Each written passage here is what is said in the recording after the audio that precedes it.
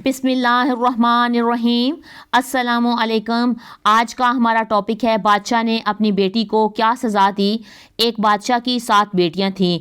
एक दिन बादशाह बहुत खुश था। उसने अपनी 7 बेटियों को अपने पास बुलाया और पूछने लगा कि मैं तुमसे एक सवाल पूछूंगा, अगर उसका जवाब अच्छा लगा तो तुम्हें तुम्हारा मनपसंद तोहफ़ा दूंगा। सब बेटियां एक कतार में खड़ी हो जाओ और एक एक करके मुझे बताओ कि तुम किसका दिया खाती हो और किसका दिया पहनती हो। इस मौजू पर मज़ीद हम आगे बात करते हैं। इससे पहले अगर आप मेरे चैनल पे न्यू हैं तो मेरे चैनल माहिन इस्लामिक वाइस को सब्सक्राइब करें और मेरी वीडियो को लाइक किया करें और दूसरों के साथ शेयर भी किया करें। ये सबक आमोज़ वीडियोस होती हैं जिससे किसी की बेहतरी हो सकती है। 7 में से 6 बेटियों ने कहा कि बाबा जान, हम आपका दिया खाते हैं और आपका दिया ही पहनते हैं। आप ही की वजह से हमारी ये सब शान व शौकत है। ये सुनकर बादशाह बहुत खुश हुआ और सबको उनकी मनपसंद का बादशाह ने तोहफ़ा उनको दिया। जब छोटी बेटी की बारी आई तो उसने कहा कि मैं अल्लाह का दिया खाती हूँ और अपनी किस्मत का पहनती हूँ, ये मेरा नसीब है।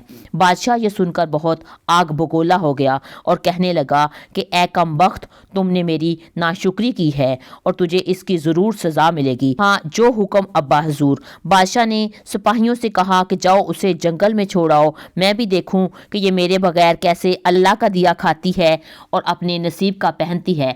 शहजादी से तमाम जेवरात वापस ले लिए गए और उसे खस्ता हाल कपड़ों में बगैर किसी साजो सामान के बादशाह के हुक्म के मुताबिक उसे जंगल में तन्हा छोड़ दिया गया। सब सिपाही शहजादी को छोड़कर वापस चले आए। शहजादी जंगल को देखने लगी। चारों तरफ दरख्त ही दरख्त थे। दोपहर से शाम होने वाली थी। शहजादी ने सोचा, क्यों ना मैं कुछ लकड़ियाँ जमा कर लूँ, रात को मैं उससे आग जलाऊंगी, कोई जंगली जानवर इस तरह से मेरे पास नहीं आएगा और फिर वो रात भी अच्छी गुजर जाएगी। शहजादी जंगल में लकड़ियाँ ढूंढने के लिए चल पड़ी। उसकी नज़र एक झोंपड़ी पर पड़ी, जहाँ झोंपड़ी के बाहर एक बकरी भी बंधी हुई थी और अंदर से किसी खांसी की आवाज़ आ रही थी।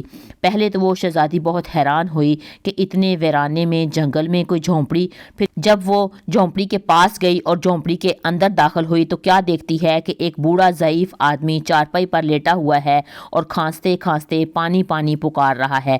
शहजादी इधर उधर देखती है तो कोने में एक पानी का घड़ा पड़ा होता है। वो एक गिलास पानी का भर कर बूढ़े ज़ईफ़ को पिलाती है। इतने में बूढ़ा ज़ईफ़ भी उठकर बैठ जाता है और शहजादी से पूछता है कि बेटी, तुम कौन हो और इतने बड़े जंगल में तुम अकेली क्या कर रही हो। तब शहजादी अपना पूरा माजरा बताती है कि मैं यहाँ तक कैसे पहुँची हो। तो बूढ़ा ज़ईफ़ उसे झोंपड़ी में ही रहने के लिए बोलता है और कहता है, शहर में काम करता हूँ, सुबह मैं शहर चला जाऊँगा, 8 दिन के बाद मैं वापस आऊँगा। तुम यही रहना, झोंपड़ी में खाने पीने का सामान है और पास ही नदी है, तुम वहाँ से पानी का घड़ा भर लिया करना। और सुबह को वो बूढ़ा ज़ईफ़ आदमी उठकर शहर चला जाता है। शहजादी अकेली झोंपड़ी में रहती है। वो सारी झोंपड़ी की साफ़ सफाई करती है, बकरी का दूध दोती है। आधा दूध वो अपने लिए रख लेती है और आधा दूध बर्तन में डालकर कोने पे रख देती है ताकि कोई जानवर अगर भूखा हो तो वो रात को पी ले और ख़ुद आकर सो जाती है। सुबह सवेरे जब शहजादी उठती है तो क्या देखती है कि दूध का बर्तन खाली है और उस खाली बर्तन के पास एक लाल पड़ा हुआ है जो देखने में बहुत ज़्यादा नायाब और कीमती मालूम होता है और पास ही सांप के निशान भी लगे हुए नज़र आ रहे हैं।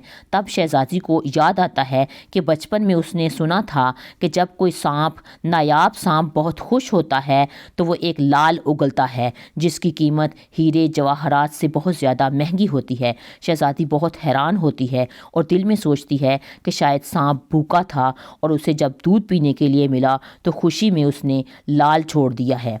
फिर लाल उठाकर अपने पास रख लेती है और फिर अगली रात शहजादी बर्तन में दूध डालकर फिर दोबारा रख देती है और अगली सुबह जब देखती है तो फिर एक लाल और पड़ा होता है। ऐसे करते करते 7 दिन गुजर जाते हैं। शहजादी के पास 7 लाल जमा हो जाते हैं और उस दिन फिर बूढ़ा ज़ईफ़ भी वापस आ जाता है। तब शहजादी वो सारे लाल बूढ़े ज़ईफ़ आदमी को दिखाती है और सारा वाक़या उसको बताती है। बूढ़े ज़ईफ़ को वो कहती है कि 3 लाल ले लो और इसको शहर जाके बेच देना और आते वक्त अपने साथ महल बनाने वाले मजदूर भी लेकर आना।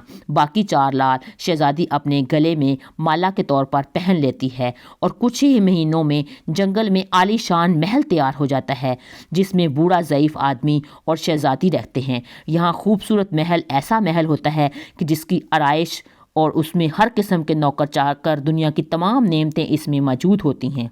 شہزادی جنگل میں لکڑہارے کی ایک فیکٹری لگا دیتی ہے، جس سے جنگل میں غریب لوگ جو ہیں وہ کام کرتے ہیں، اس طرح سے ان کی روزی روٹی بھی چلتی رہتی ہے، اور دیکھتے ہی دیکھتے جنگل جو ہے وہ شہر نما بن جاتا ہے۔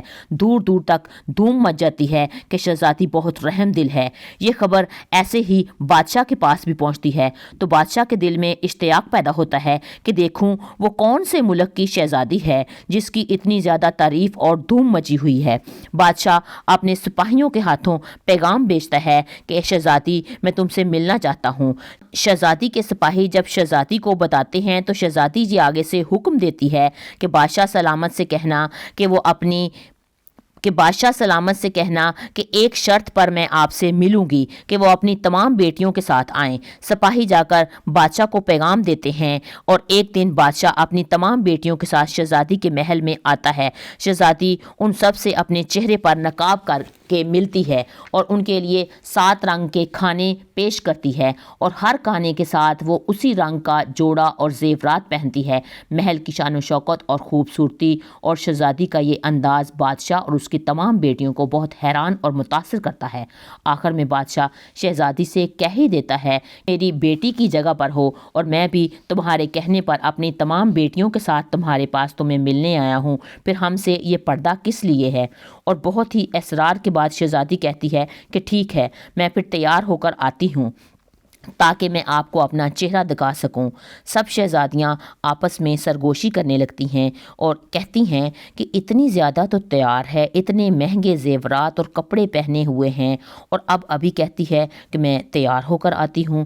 اتنے میں کیا دیکھتے ہیں کہ دور سے ایک خستہ حال کپڑوں میں کوئی آ رہا ہے، اور غور کرنے پر جب بادشاہ کو یاد آتا ہے، یہ تو ابھی تک زندہ ہے، میں تو سمجھا تھا کہ یہ جنگل میں مر گئی ہوگی، میں تو سوچتا تھا کہ جنگل کے جانور اسے کھا گئے ہوں گے، اور جب میں نے اپنے سپاہیوں کو اس کی خبر لینے کے لیے بھیجا تھا تو تب انہوں نے مجھے بتایا تھا کہ وہاں شہزادی کا تو کوئی نام و نشان نہیں ہے، تو یہ کیسے ممکن ہو سکتا ہے؟ بادشاہ خوشی سے جھوم اٹھتا ہے، کہتا ہے کہ شہزادی کو بلاؤ، میں تمہیں شہزادی سے آزاد کر کے لے جاؤں گا، چاہے وہ تمہاری قیمت کے لیے میری ساری بادشاہت ہی کیوں نہ مانگ لے۔ یہ سنتے ہی شہزادی بولتی ہے، نہیں نہیں ابا حضور، میں وہی شہزادی ہوں ابھی جو محل میں آپ سے ملی تھی اور آپ کو 7 قسم کے کھانے پیش کیے تھے، میں ہی وہ شہزادی ہوں۔ دیکھو، میں نہ کہتی تھی کہ میں اللہ کا دیا کھاتی ہوں اور اپنے نصیب کا پہنتی ہوں، بس اسی اللہ نے مجھے کہاں سے کہاں تک پہنچا دیا ہے کہ آج میں آپ سے بھی زیادہ امیر ہوں۔ اور شہزادی اپنا تمام حال بیان کرتی ہے، اور وہ اس مقام تک کیسے پہنچی، اور دکھاتی ہے اپنے گلے کی مالا جس میں اس نے ابھی بھی 4 لال موجود ہوتے ہیں۔